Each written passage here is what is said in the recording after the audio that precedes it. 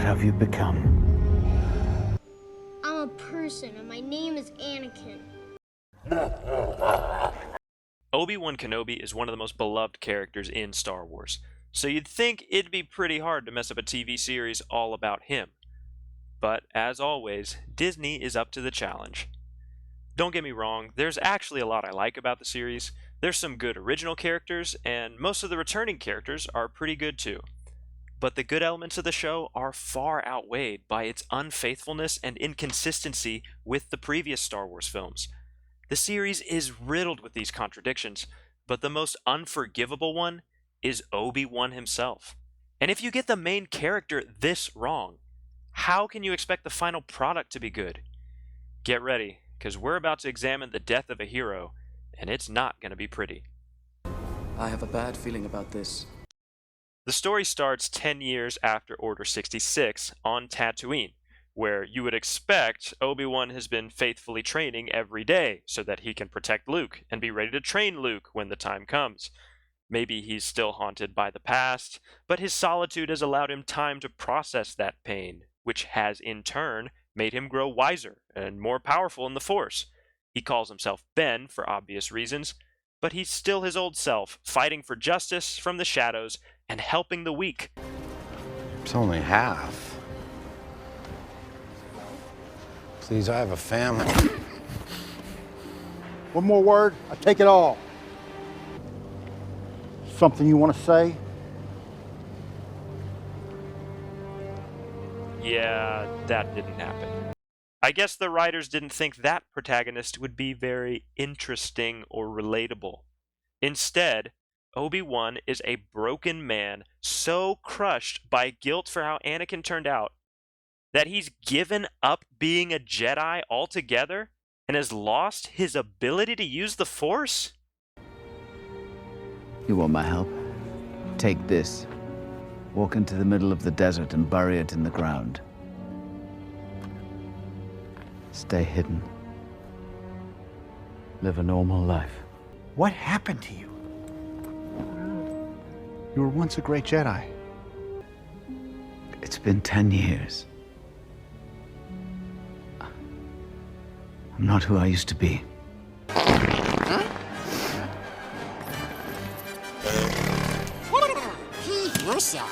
He's cynical, jaded, hopeless, but also delusional enough to somehow believe that he can still protect and train Luke one day when he can't use the Force.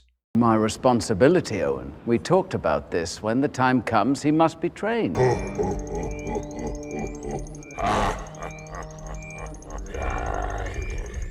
Pitted against Obi-Wan is a group of Inquisitors, some of which look vaguely familiar. Maybe they're related. Amongst them is a new Inquisitor named Reva, who is obsessed with finding Obi-Wan Kenobi. This obsession leads her to act presumptuously and rashly, and she's not content with hunting no-name Jedi. Reva's obsession with finding Kenobi leads her to the Imperial Archives, where she finds a vague connection between Obi-Wan and Bail Organa. Based on this, she hatches a plan to have Bail's daughter kidnapped in hope of the slight chance that Bail will ask Obi-Wan to rescue her instead of doing the more reasonable thing and calling the authorities. But amazingly, and for reasons Reva could not possibly have known or predicted, the plan works, and Bail convinces Obi-Wan to find her, even though he can't use the Force anymore.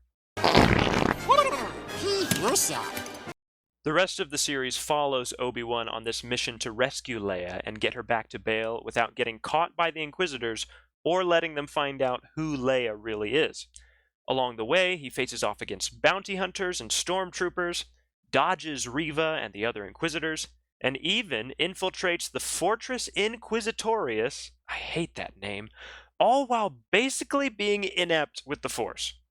He also receives a terrifying revelation. He's alive, Obi-Wan. Anakin Skywalker is alive. This shocks Obi-Wan to his core because it was his responsibility to kill Anakin in Revenge of the Sith. And not only did he fail to finish the job, but now he's incapable of finishing it because he can't use the Force anymore. Anyway, now that Vader knows where Obi-Wan is, he's also joined the chase and is trying to get a rematch with his old master. In order to give Leia a chance to escape, Obi-Wan faces Vader, even though he can't use the Force anymore.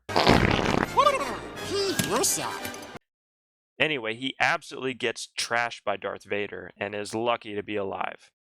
As the story continues, he finds out more about Reva's past. Turns out, she was a Padawan in the Jedi Temple during Order 66, and Anakin stabbed her, leaving her for dead. But her fierce desire for revenge sustained her, and she survived a wound that normally kills people instantly.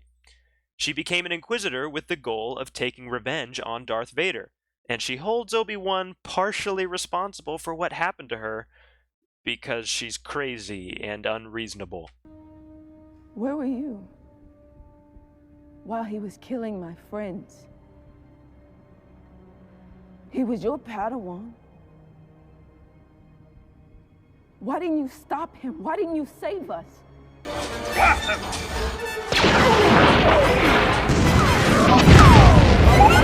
Jeez, Reva, give him a break. You weren't the only one that had to fight for your life during Order 66. Obi-Wan uses this information to his advantage and manages to convince Reva that this is the perfect time to kill Vader, since he'll be distracted by Obi-Wan's presence. She takes the bait, allowing Obi-Wan and Leia to escape, but things don't go so well for her.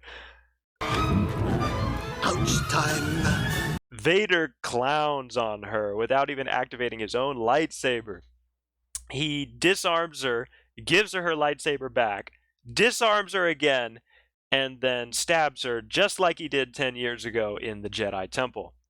And for the second time in her life, she survives a wound that normally kills people instantly. On top of that, she finds out about Luke on Tatooine because of the stupidity of Bail Organa, who left this message for Obi-Wan. I know we said no communication, but your silence worries me. If he's found you, if he's learned of the children, if I don't hear from you soon, I'll head to Tatooine. Owen will need help with the boy. While she goes off to kill Luke, Obi-Wan decides to let Leia escape by giving himself up to face Vader again, because by this time he's fought enough stormtroopers that he's regained everything he lost over 10 years of not using the Force.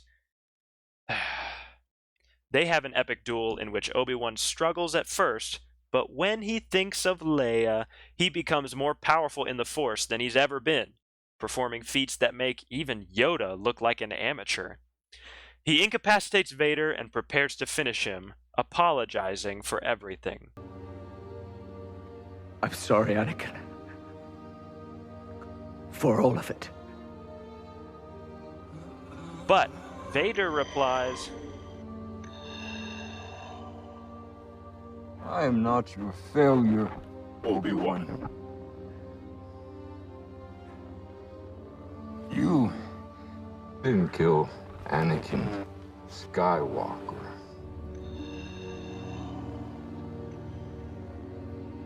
I did. Then Obi-Wan realizes he's free from his burden of guilt, and since Anakin's already dead, he no longer needs to kill him. So he just leaves. Goodbye, Darth. But Theophilus, you interject, dear viewer, isn't that really irresponsible and dangerous to leave Darth Vader alive? Yeah, it is, but he can't kill him because that would mess up the story too much.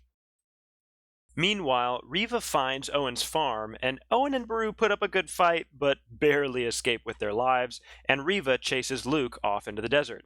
She tries to kill him, but changes her mind because she realizes it's bad to kill children, and instead carries him back to the farm where Obi-Wan has just arrived.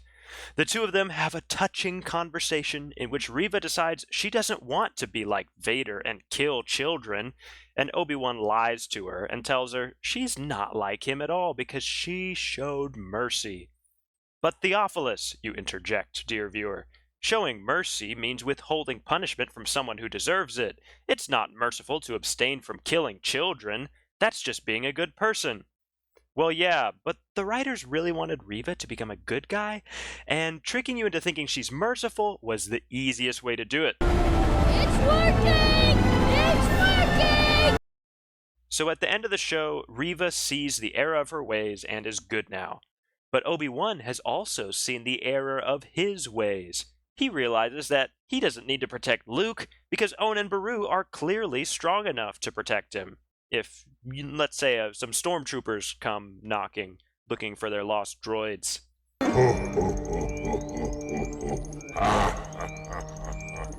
And so, freed from the burden of his guilt, he finds peace and is finally ready to meet Ghost Qui-Gon. Master Qui-Gon.